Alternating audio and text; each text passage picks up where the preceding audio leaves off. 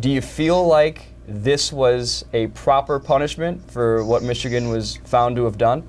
I think it's a significant punishment, no question. I mean, the scope of this investigation was wide and cast a big net, and I think they came out and the NCAA basically did everything that I think it was able to do. Look, Michigan did not get a bowl ban.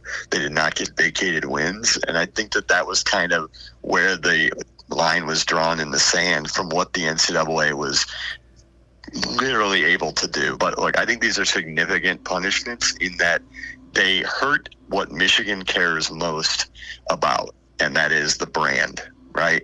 They care about that Block M. They care about their image, their reputation, and this is a knock on that. Big document that we're still kind of pouring through, some highlights being a phone and 1,000 bits at the bottom of a pond. What about this announcement, these findings, drew your attention early on?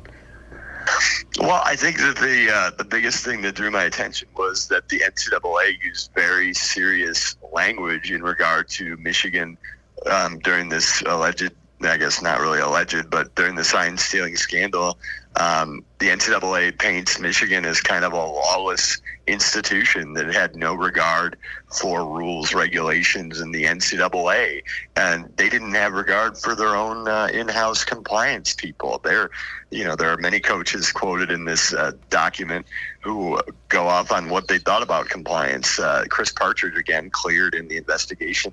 He referred to compliance at U of M as a roadblock, so that kind of lends some credence to the NCAA's.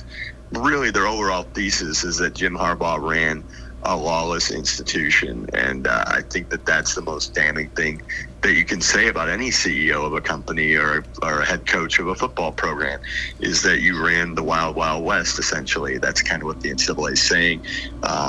Then, again, that leads questions from people like me that if these are so bad and everything is so bad in Michigan and they ignored everything and all the rules and regulations and they did what they pleased with the sign stealing and recruiting and everything else, if it's so bad, then why did it stop without a postseason ban and without vacated wins? Yeah, I saw the quote, something along the lines of they felt that bowl ban or taking away that championship punishes the players more than the program. Do you feel like that's more of a lip service-y kind of quote, and reality is they don't want to risk future revenues coming from a potential playoff this year or the next? I think you answered your own question in regard to that. I think that it's easy to, it's funny, the NCAA, they treat players one way when they want one thing and then treat them another way. Now, when it comes to getting paid and getting all the NIL, they fought that for years. When it comes to athletes' rights, they fought that for years, citing amateurism. But then when it comes to today, they cite the players as the victims. I mean, which is it?